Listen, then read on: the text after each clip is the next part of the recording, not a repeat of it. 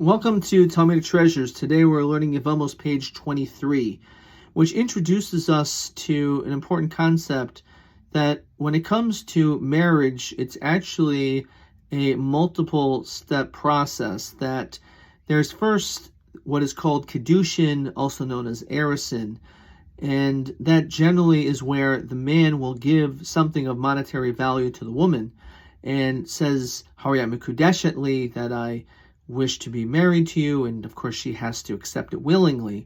But then there's also the element of Nisuin. Ultimately, there must be a time in which they will consummate the marriage.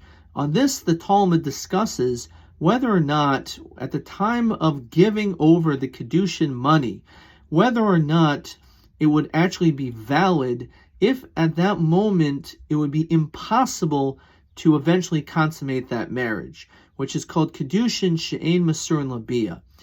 And the way that the Talmud describes this as a possible situation is when it comes to two sisters. Now, of course, a man cannot marry a woman and her sister, and therefore if he would approach them or have an agent approach them and say that I'm married to one of you, and the money is given to, let's say, both of them, in that situation, it is somewhat of a kedushin. Money was given over, but it's not something which will eventually be Masurin Labia, because, again, it's a doubt as to who you should be, who you're actually married to.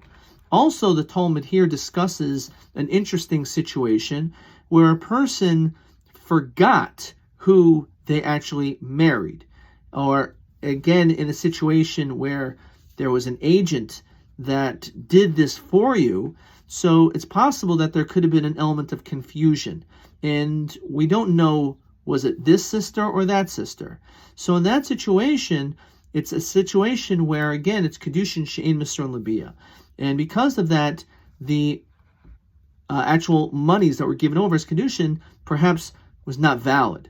However, we ended up deriving that our case of our Mishnah in the Talmud is where at the time that he gave the Kedushin money, as long as at the time that he gave it, that person knew who he was giving it to, and he knew he was going to be marrying this person, so then that is valid. Even if, let's say, later on he forgets, and therefore because of that, we're told that he would actually have to give a divorce document, a get, to both of the sisters in order to be able to release them and to be able to marry someone else.